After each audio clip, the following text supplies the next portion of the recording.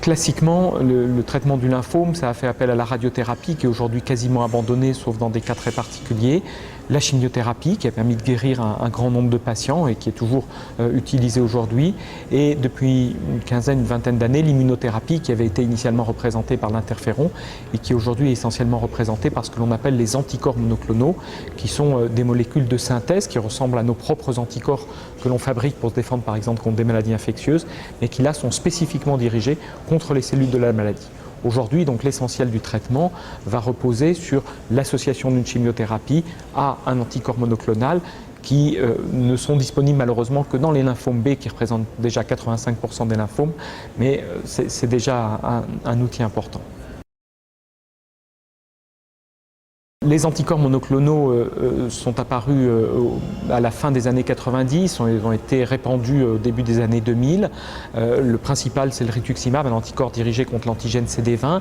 Ils ont constitué une vraie révolution thérapeutique car ça a été un progrès notable permettant de guérir plus de patients. On estime qu'environ 15 à 20% de patients supplémentaires ont pu être guéris ou voir leur espérance de vie améliorée grâce à l'utilisation de cet anticorps monoclonal depuis une dizaine d'années, et tous les chiffres épidémiologiques confirment les essais cliniques qui ont permis de démontrer l'efficacité de ce traitement. La prise en charge efficace des lymphomes, un bon diagnostic, un bon bilan, une équipe pluridisciplinaire d'imagerie, de diagnostic et de médecins hématologues ou oncohématologues. Puis c'est le choix des thérapeutiques en ajustant l'intensité de la chimiothérapie et le type de chimiothérapie au diagnostic de lymphome et à ses différentes formes, et l'association à un anticorps monoclonal qui peut être utilisé soit en combinaison avec la chimiothérapie, c'est le cas le plus fréquent, dans des rares cas tout seul, et puis parfois, maintenant et de plus en plus souvent, en traitement d'entretien après la chimiothérapie pour améliorer les résultats obtenus par celle-ci.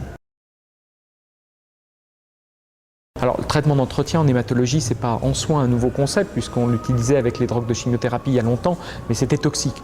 L'avantage des anticorps monoclonaux, c'est que les traitements d'entretien ne sont pas tellement toxiques. Ils sont associés à un petit risque supplémentaire d'infection, mais risques d'infection banales qui peuvent être contrôlés avec des traitements antibiotiques.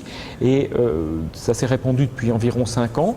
C'est utilisé en rechute dans les grands types de lymphomes indolents, le lymphome du menton, le lymphome folliculaire.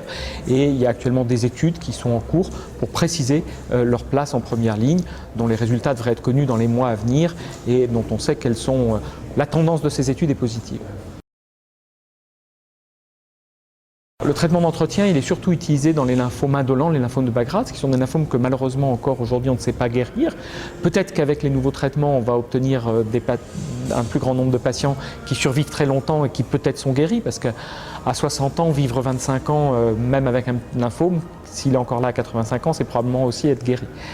Cependant, aujourd'hui, c'est retarder l'apparition d'une rechute de la maladie, d'une progression de la maladie qui va nécessiter un nouveau traitement cytotoxique.